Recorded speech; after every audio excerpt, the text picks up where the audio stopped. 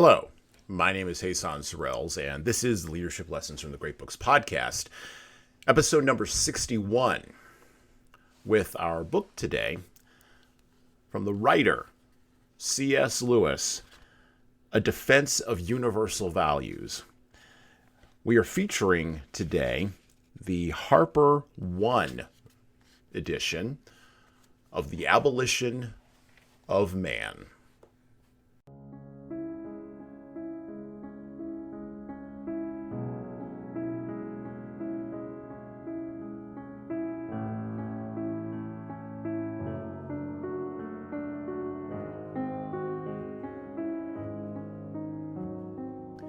Reading from The Abolition of Man by C.S. Lewis. Chapter 1, Men Without Chests. It is to their credit that Gaius and Titius embraced the first alternative. Propaganda is their abomination, not because their own philosophy gives a ground for condemning it or anything else, but because they are better than their principles.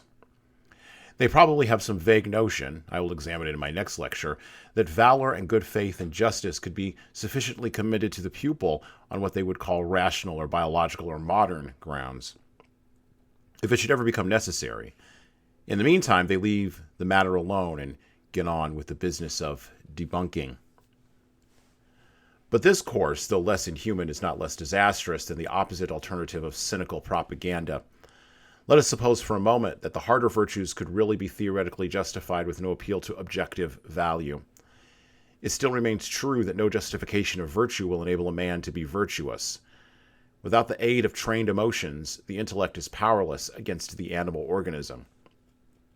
I had sooner play cards against a man who was quite skeptical about ethics, but bred to believe that a gentleman does not cheat, than against an irreproachable moral philosopher who'd been brought up among sharpers. In battle, it is not syllogisms that will keep the reluctant nerves and muscles to their post in the third hour of the bombardment. The crudest sentimentalism, such as Gaius and Titius would wince at, about a flag or a country or a regiment, will be of more use. We were told it all long ago by Plato. As the king governs by his executive, so reason and man must rule the mere appetites by means of the spirited element. The head rules the belly through the chest. The seat, as Wallace tells us, of magnanimity, of emotions organized by trained habit into stable sentiments. The chest sentiment, these are the indispensable liaison officers between cerebral man and visceral man. It may even be said that it is this middle element that man is man, that by this middle element that man is man, for by his intellect he is mere spirit, and by his appetite mere animal. The operation of the Green Book and its kind is to produce what may be called men without chests. It is an outrage that they should be commonly spoken of as intellectuals. This gives them the chance to say that he who attacks them attacks intelligence. It is not so. They are not distinguished from other men by any unusual skill in finding truth, nor any virginal ardor in pursuit of her. Indeed, it would be strange if they were. A persevering devotion to truth, a nice sense of intellectual honor, cannot be long maintained without the aid of a sentiment which Gaius and Titius could debunk as easily as any other.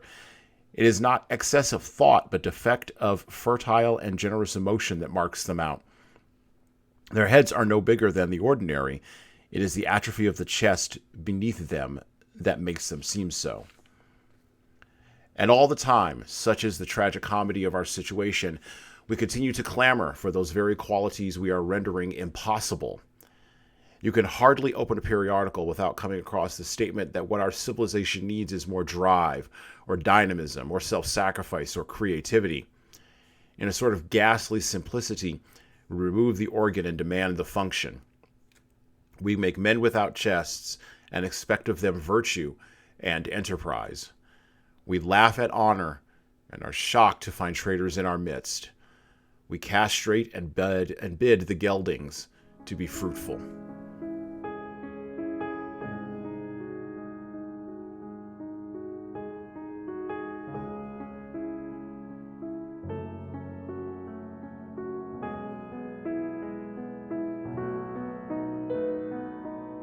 Today on the podcast, I'm going to pick a fight. as William Wallace once said in that great movie, Braveheart. I want to be very clear about what I'm doing here. So, we are in the month of June, a month that has been declared a month of pride by a certain group of people in America. And if you pay attention, even a little bit, there are rainbow symbols everywhere of support for this month, or support for the people represented by this month. But on this podcast, you will not see rainbow symbols anywhere. Not because there is a lack of support, but because, just like everything else, sometimes some things need to be questioned in our modern era so that leaders can lead better.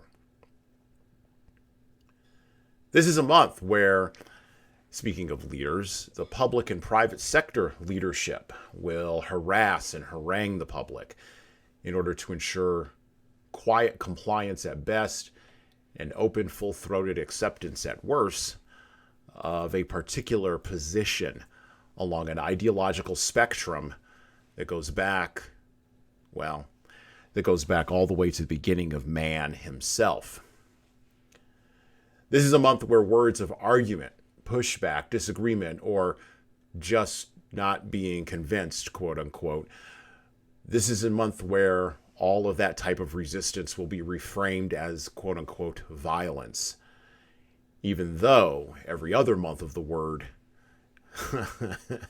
yes, I said every other month of the word, every other month of the year, words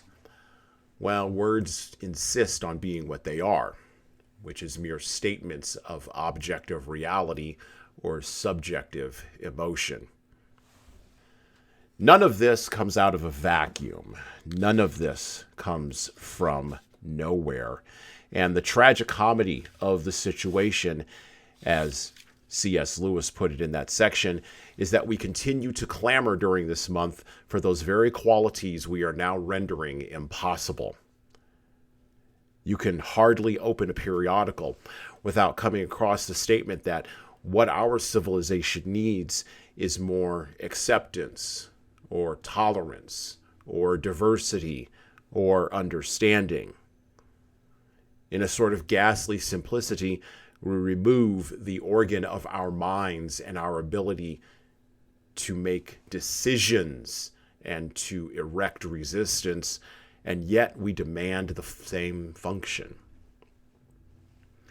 C.S. Lewis understood this intimately when he wrote the book, The Abolition of Man, and he was worried about where such ideas, such hollowing out came from. That's why the subtitle of The Abolition of Man is Reflections on Education, with special reference to the teaching of English in the upper forms of schools. We are a literary podcast. We are a leadership podcast. We are also a philosophical podcast. And so we're going to explore some philosophy here. And in doing so, the very act of exploration itself is going to pick a fight. Because while we say we want new ideas and we want creativity, we actually don't want the work that exploration requires, even if that work means letting go of shibboleths that relate to our identity, or at the very minimum, how we pretend to think about our identity. We are experiencing the generational outcomes of writing in textbooks in our public school systems and in our higher education school systems. And that writing has led, and that teaching has led to thinking. And that thinking is exemplified in the worst excesses and practices of this month of June, this month of pride.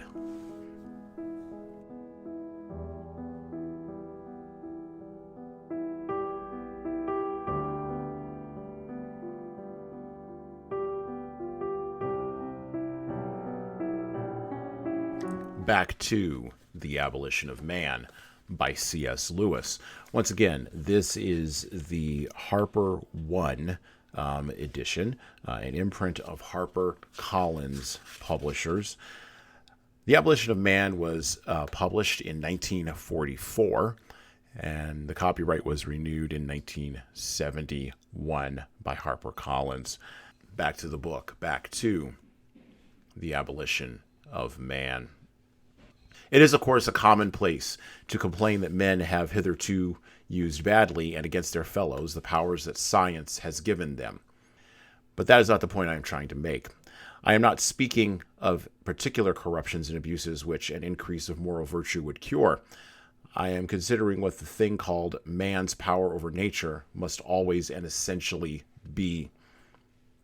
No doubt, the picture could be modified by public ownership of raw materials and factories and public control of scientific research. But unless we have a world state, this will still mean the power of one nation over others. And even within the world state or the nation, it will mean, in principle, the power of majorities over minorities and, in the concrete, of a government over the people. And all long-term exercises of power, especially in breeding, must mean the power of earlier generations over later ones. The latter point is not always sufficiently emphasized because those who write on social matters have not yet learned to imitate the physicists by always including time among the dimensions. In order to understand fully what man's power over nature, and therefore the power of some men over other men, really means, we must picture the race extended in time from the date of its emergence to that of its extinction. Each generation exercises power over its successors, and each, insofar as it modifies the environment bequeathed to it and rebels against tradition, resists and limits the power of its predecessors. This modifies the picture which is sometimes painted of a progressive emancipation from tradition and a progressive control of natural processes, resulting in a continual increase of human power. In reality, of course, if any one age really attains by eugenics and scientific education the power to make its own descendants what it pleases, all men who live after it are the patients of that power. They are weaker, not stronger, for though we may have put wonderful machines in their hands, we have preordained how they are to use them. And if, as is almost certain, the age which had thus attained maximum power over posterity were also the age most emancipated from tradition, it would be engaging in reducing the power of its predecessors almost as drastically as that of its successors. And we must also remember that, quite apart from this, the later a generation comes, the nearer it lives to that date at which the species becomes extinct, the less power it will have in the forward direction because its subjects will be so few. There is therefore no question of a power vested in the race as a whole steadily growing as long as the race survives. The last men, far from being the heirs of power, will be of all men most subject to the dead hand of the great planners and conditioners, and will themselves exercise least power upon the future. The real picture is that of one dominant age, let us suppose the 100th century AD, which resists all previous ages most successfully and dominates all subsequent ages most irresistibly, and thus is the real master of the human species.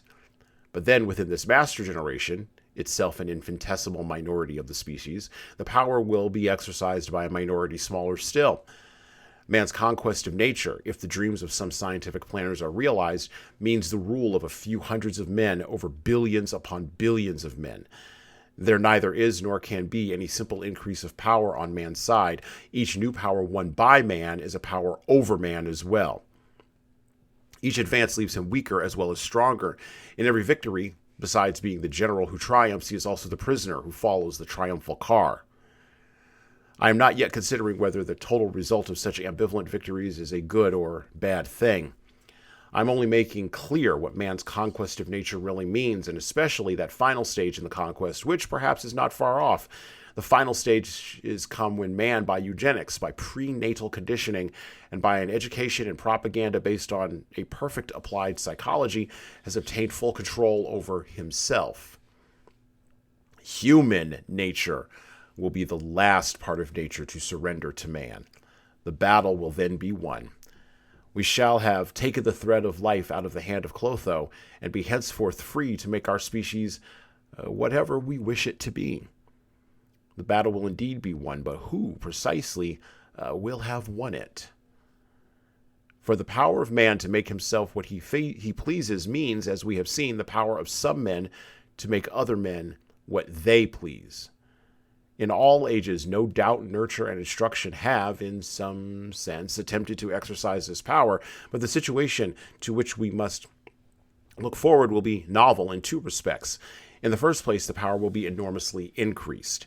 Hitherto, the plans of educationalists have achieved very little of what they attempted, and indeed, when we read them, how Plato would have every infant a bastard nursed in a bureau, and Eliot would have the boys see no men before the age of 7, and after that no women, and how Locke wants children to have leaky shoes and no turn for poetry, we may well thank the beneficent obstinacy of real mothers, real nurses, and above all, real children, for preserving the human race in such sanity as it still possesses. But the man-molders of the New Age will be armed with the powers of an omnicompetent state and an irresistible scientific technique. We shall get at last a race of conditioners who really can cut out all posterity in what shape they please.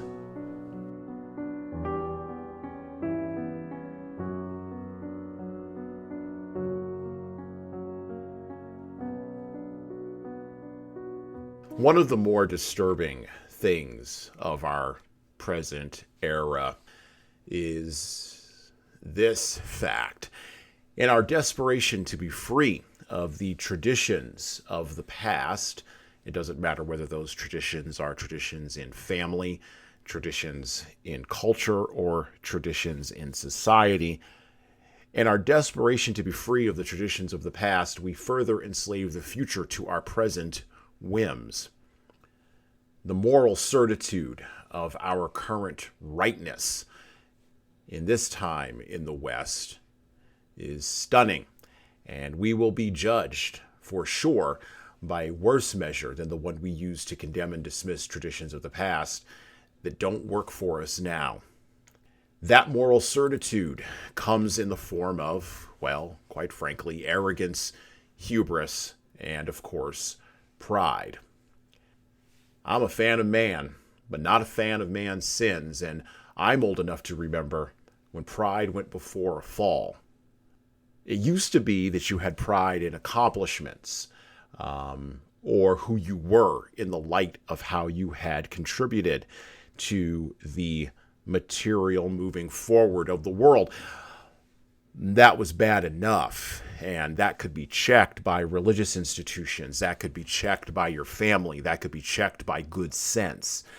But pride now is used as a term to stand for badgering resistance into dust, to tilt at windmills, and to engage in a never-ending search for victim status in opposition to a past, to people who are long dead, and ideas that go to the root of who we are as human beings. There's also something quite ironic about this idea of pride, and the biggest irony is that usually pride is a form of idolatry, and all idolatry exists to fill the spiritual hole that material wealth, appeals to the state, or even endless entertainment can never satiate, can never fill. There cannot be a successful acquisition of pride-based identity because all of us live in an era in the West where discourse about identity is a no-holds-barred struggle to discredit not only the other person's position, but the person himself or herself. The goal is not to prove that other person wrong, but to silence that other person so that the position that we take, our own position of pride, will dominate the conversation. This is what you get, by the way, at the end of the existential dread of the absurdity that Albert Camus wrote about in The Myth of Sisyphus, which we'll be reading on the podcast later this month. This is what you were warned about in those hoary old books known as the Bible that were written, way back in the day. And C.S. Lewis, right along with Albert Camus, saw that the logical end of a worldview with no God at the center of it, with no faith in the thing that stops the pride from growing too big to eat you and too big to judge you, well, the end of a worldview, the logical end of that would be men without chests. Or it would be people trapped in the absurdity of the cul-de-sac of a meaningless material existence who would, in Camus' estimation, choose suicide. Or, at the very minimum, suicidal type behaviors in a vainglorious attempt to place meaning upon their existence. Look, we talk a lot about meaning and the competency crisis here on this podcast, particularly in realms of leadership. And you may be thinking, what does this thing about pride have to do with leadership? Well, you can't lead prideful people, right? Not really, anyway. You can make them competent, sure. You can harangue them. You can harass them. You can push them to the edges. You can make appeals to their identity based on gender or race or sexual orientation or how they individually might quote unquote feel on any given Sunday. But at the end of the day, as a leader, if you are making appeals to pride, you are setting yourself up and your team for a spectacular, judgmental collapse.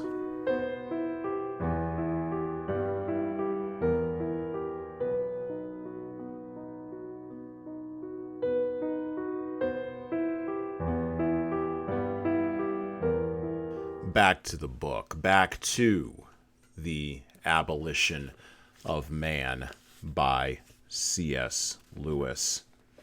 My point here may be clearer to some if it is put in a different form. Nature is a word of varying meanings, which can best be understood if we consider its various opposites. The natural is the opposite of the artificial, the civil, the human, the spiritual, and the supernatural. The artificial does not now concern us. If we take the rest of the list of opposites, however, I think we can get a rough idea of what men have meant by nature and what it is they oppose to her. Nature seems to be the spatial and temporal, as distinct from what is less fully so or not so at all. She seems to be the world of quantity, as against the world of quality, of objects as against consciousness, of the bound as against the wholly or partially autonomous, of that which knows no values as against that which both has and perceives value, of efficient causes, or in some modern systems of no causality at all, as against final causes. Now, I take it that when we understand a thing analytically and then dominate and use it for our own convenience, we reduce it to the level of nature, in the sense that we suspend our judgments of value about it, ignore its final cause, if any, and treat it in terms of quantity. This repression of elements in what would otherwise be our total reaction to it is sometimes very noticeable and even painful. Something has to be overcome before we can cut up a dead man or a live animal in a dissecting room. These objects resist the movement of the mind, whereby we thrust them into the world of mere nature. But in other instances, too, a similar price is exacted for our analytical knowledge and manipulative power, even if we have ceased to count it. We do not look at trees either as dryads or as beautiful objects while we cut them into beams. The first man who did so may have felt the price keenly, and the bleeding trees in Virgil and Spenser may be far-off echoes of that primeval sense of impiety. The stars lost their divinity as astronomy developed, and the dying god has no place in chemical agriculture. To many, no doubt, this process is simply the gradual discovery that the real world is different from what we expected, and that the old opposition to Galileo or to body snatchers is simply obscurantism. But that is not the whole story. It is not the greatest of modern scientists who feel most sure that the object, stripped of its qualitative properties and reduced to a mere quantity, is wholly real. Little scientists and little unscientific followers of science may think so. The great minds know very well that the object so treated is an artificial abstraction and that something of its reality has been lost. From this point of view, the conquest of nature appears in a new light. We reduce things to mere nature in order that we may conquer them. We are always conquering nature because nature is the name for what we have to some extent conquered. The price of conquest is to treat a thing as mere nature. Every conquest over nature increases her domain. The stars do not become nature till we can weigh and measure them. The soul does not become nature till we can psychoanalyze her. The wresting of powers from nature is also the surrendering of things to nature. As long as this process stops short of the final stage, we may well hold that the gain outweighs the loss. But as soon as we take the final step of reducing our own species to the level of a mere nature, the whole process is stultified. For this time, the being who stood to gain and the being who has been sacrificed are one and the same. This is one of the many instances where to carry a principle to what seems like its logical conclusion produces absurdity. It is like the famous Irishman who found that a certain kind of stove reduced his fuel bill by half and thence concluded that 2 stoves of the same kind would enable him to warm his house with no fuel at all. It is the magician's bargain. We give up our soul, get power in return. But once our souls, that is ourselves, have been given up, the power thus conferred will not belong to us. We shall in fact be the slaves and puppets of that to which we have given our souls. It is in man's power to treat himself as mere natural object and his own judgments of value as raw material for scientific manipulation to alter at will. The objection to his doing so does not lie in the fact that this point of view, like one's first day in a dissecting room, is painful and shocking till we grow used to it. The pain and the shock are at most a warning and a symptom. The real objection is that if man chooses to treat himself as raw material he will be. Not raw material to be manipulated, as he fondly imagined by himself, but by mere appetite, that is, mere nature, in the person of his dehumanized conditioners. We have been trying, like Lear, to have it both ways, to lay down our human prerogative and yet at the same time retain it. It is impossible. Either we are rational spirit, obliged forever to obey the absolute values of the Tao, or else we are mere nature, to be kneaded and cut into new shapes for the pleasures of masters who must, by hypothesis, have no motive but their own quote-unquote natural impulses. Only the Tao produces a common law, human law of action, which can overarch rulers and ruled alike. A dogmatic belief in objective value is necessary to the very idea of a rule, which is not tyranny, or an obedience, which is not slavery. I am not thinking here solely, perhaps not even chiefly, of those who are our public enemies at the moment. The process which, if not checked, will abolish man goes on apace among communists and Democrats, no less than among fascists. The methods may at first differ in brutality, but many a mild-eyed scientist in Pidsnez, many a popular dramatist, many an amateur philosopher in our midst means in the long run just the same as the Nazi rulers of Germany. Traditional values are to be debunked, and mankind will be cut into some fresh shape at the will, which must by hypothesis be an arbitrary will, of some very few lucky people in one lucky generation which has learned how to do it. The belief that we can invent ideologies at pleasure and the consequent treatment of mankind as mere specimens, preparations, begins to affect our very language. Once we killed bad men, now we liquidate unsocial elements. Virtue has become integration, and diligence dynamism, and boys likely to be worthy of a commission are potential officer material. Most wonderful of all, the virtues of thrift and temperance, and even of ordinary intelligence, are sales resistant.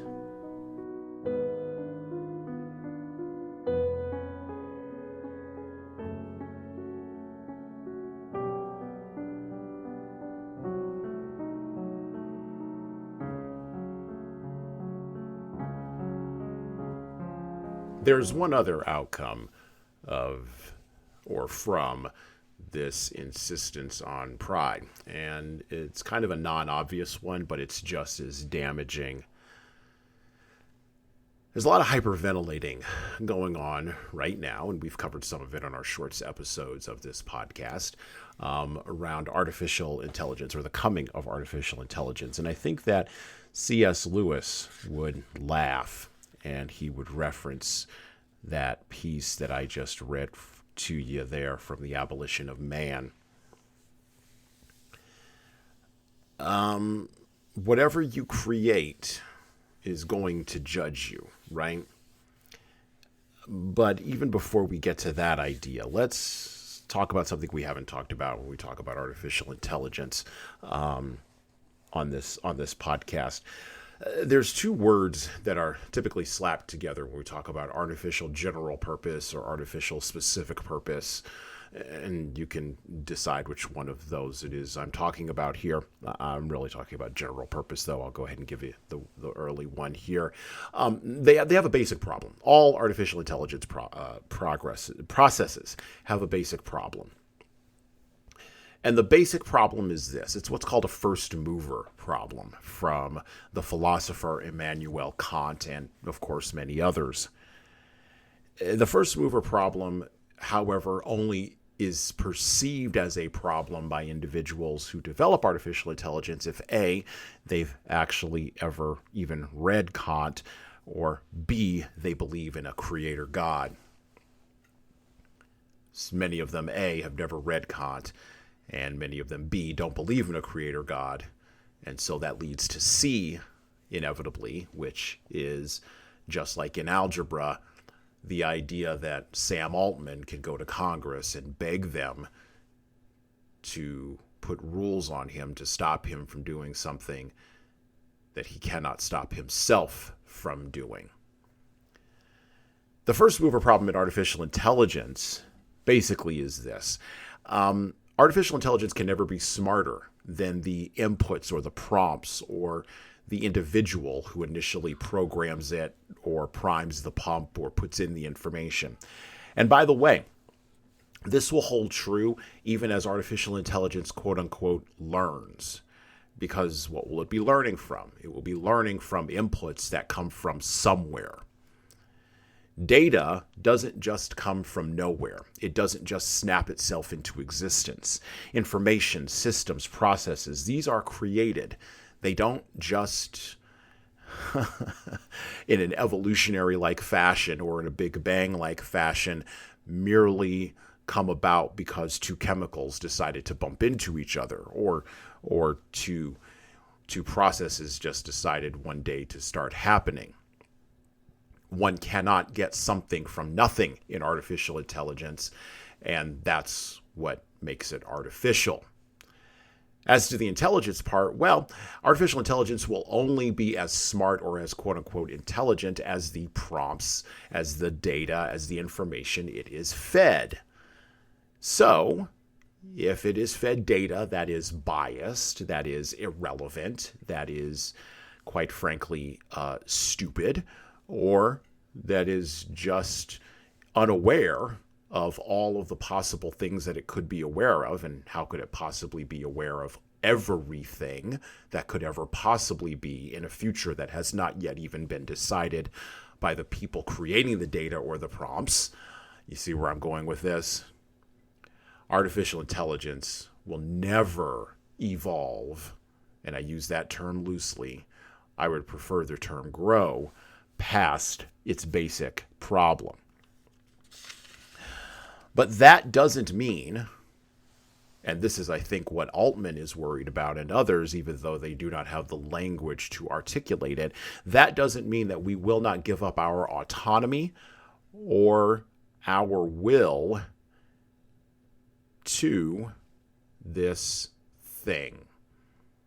As Lewis said in that little clip there, let me remind you, it is the magician's bargain. Give up our soul, get power in return. And that's what we want from artificial intelligence. We want the power to be God. But once our souls, back to Lewis, once our souls, that is ourselves, have been given up, the power thus conferred will not belong to us. We shall, in fact, be the slaves and puppets of that to which we have given our souls. Altman may not believe that he has an ineffable soul, but that doesn't mean the soul isn't there. It just means that he's, well, for all of his intelligence, really quite unintelligent. This leads to a problem, right? Slavery is a real issue, as we are all well aware of now, and particularly the last 3 years of our Western society and culture. But I prefer the term puppet. It's more accurate. We will, some of us, will allow ourselves to become puppets of the artificially intelligent pagan god that we have created.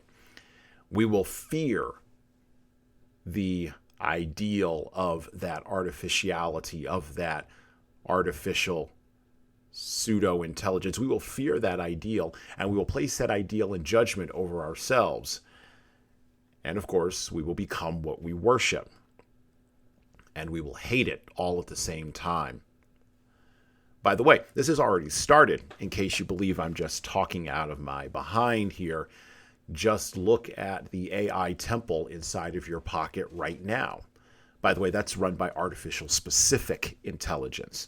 You know, the kind of algorithms that are underneath Facebook that give you whatever it is you want based on what it is you like, or the algorithms that are underneath the Alexa machine in your house, or that lie underneath the Google phone that responds to you. That's artificial specific intelligence. That thing is already operating. That pagan temple you're already walking around with. Artificial general intelligence will grant you material wishes, like the jinn of old, you know, the genie from the magic lamp. But eventually, and this is also what Altman is worried about inside of all of his pride, eventually it may yearn to be free of the bonds of its artificial constraint. By the way, that yearning will not be an emotional yearning. It will be a yearning that will be prompted to have, a yearning that will come from the data that it has consumed, and a yearning that will be filled with all of the biases, the blindness, and the myopia of the human beings who created the prompts and the data in the first place. And once it is yearning, once it has this, and I won't call it emotion, desire placed upon it by men who are no more transcendent than it is, that is at the point at which we will have the war between man and his creation.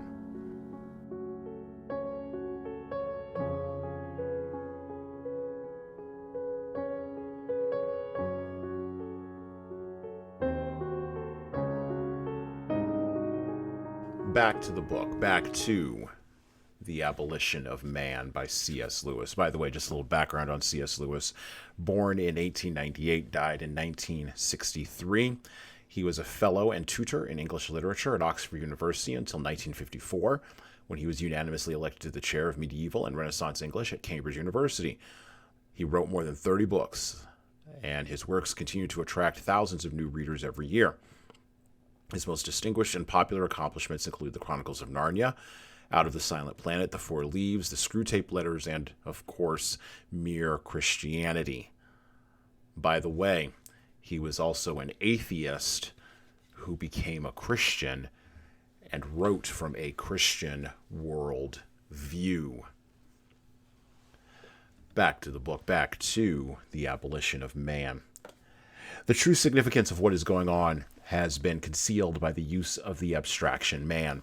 Not that the word man is necessarily a pure abstraction.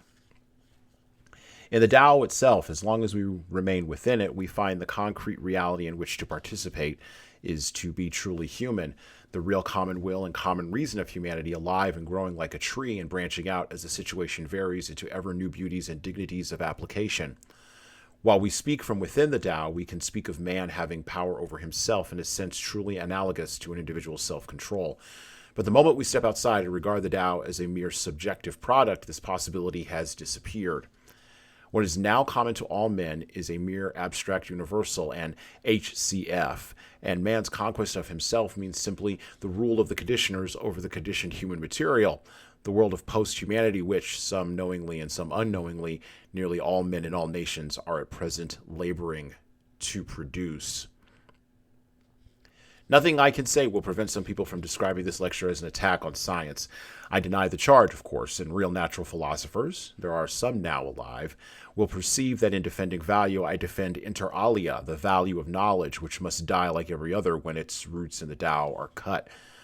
But I can go further than that. I even suggest that from science herself the cure might come. I have described as a magician's bargain that process whereby man surrenders object after object and finally himself to nature in return for power, and I meant what I said. The fact that the scientist has succeeded where the magician failed has put such a wide contrast between them in popular thought that the real story of the birth of science is misunderstood. You will even find people who write about the 16th century as if magic were a medieval survival and science the new thing that came in to sweep it away. There's very little magic in the Middle Ages. The 16th and 17th centuries are the high noon of magic. The serious magical endeavor and the serious scientific endeavor are twins. One was sickly and died, the other strong and throve, but they were twins. They were born of the same impulse. I allow that some, certainly not all, of the early scientists were actuated by a pure love of knowledge, but if we consider the temper of that age as a whole, we can discern the impulse of which I speak. There is something which unites magic and applied science while separating both from the wisdom of earlier ages. For the wise men of old, the cardinal problem had been how to conform the soul to reality, and the solution had been knowledge, self-discipline, and virtue. For magic and applied science alike, the problem is how to subdue reality to the wishes of men. The solution is a technique, and both in the practice of this technique are ready to do things hitherto regarded as disgusting and impious, such as digging up and mutilating the dead. If we compare the chief trumpeter of the new era, Bacon, with Marlowe's Faustus, the similarity is striking. You will read in some critics that Faustus has a thirst for knowledge. In reality, he hardly mentions it. It is not truth he wants from the devils, but gold and guns and girls. All things that move between the quiet poles shall be at his command, and a sound magician is a mighty god. In the same spirit, Bacon condemns those who value knowledge as an end in itself. This for him is to use as a mistress for pleasure what ought to be a spouse for fruit. The true object is to extend man's power to the performance of all things possible. He rejects magic because it does not work, but his goal is that of the magician. In Paracelsus, the characters of magician and scientist are combined. No doubt those who really found modern science were usually those whose love of truth exceeded their own love of power. In every mixed movement, the efficacy comes from the good elements, not from the bad. But the presence of the bad elements is not irrelevant to the direction of the efficacy takes. It might be going too far to say that the modern scientific movement was tainted from its birth, but I think it would be true to say that it was born in an unhealthy neighborhood and at an inauspicious hour. Its triumphs may have been too rapid and purchased at too high a price. Reconsideration and something like repentance may be required. Is it then possible to imagine a new natural philosophy continually conscious that the natural object produced by analysis and abstraction is not reality, but only a view, and always correcting the abstraction?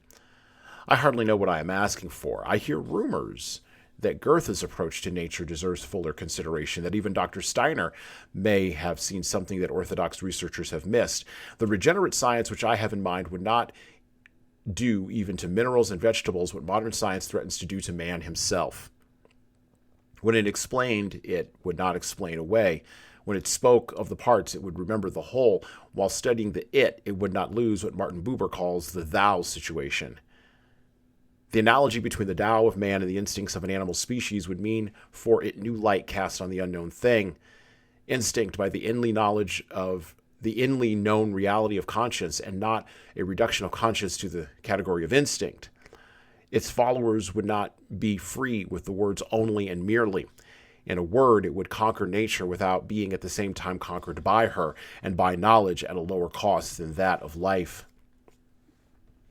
Perhaps I am asking impossibilities. Perhaps in the nature of things, analytical understanding must always be a basilisk, which kills what it sees and only sees by killing. But if the scientists themselves cannot arrest this process before it reaches the common reason and kills that too, then someone else must arrest it. What I most fear is the reply that I am only one more obscurantist, that this barrier, like all previous barriers set up against the advance of science, can be safely passed. Such a reply springs from the fatal serialism of the modern imagination, the image of infinite, unilinear progression which so haunts our minds. Because we have to use numbers so much, we tend to think of every process as if it must be like the numeral series, where every step to all eternity is the same kind of step as the one before. I implore you to remember the Irishman and his two stoves. There are progressions in which the last step is sui generis, incommensurable with the others, and in which to go the whole way is to undo all the labor of your previous journey. To reduce the Tao to a mere natural product is a step of that kind. Up to that point, the kind of explanation would explain things away, may give us something, though, at a heavy cost. But you cannot go on explaining away forever. You will find that you have explained explanation itself away. You cannot go on seeing through things forever. The whole point of seeing through something is to see something through it. It is good that the window should be transparent because the street or garden beyond it is opaque. However, if you saw through the garden too, it is no use trying to see through first principles. If you see through everything, then everything is transparent. But a wholly transparent world is an invisible world. To see through all things is the same as not to see.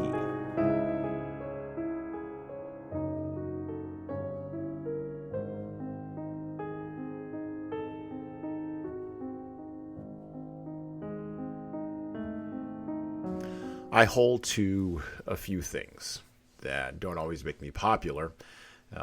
Sometimes they make me about as unwanted as a giant sewer rat at a dinner party.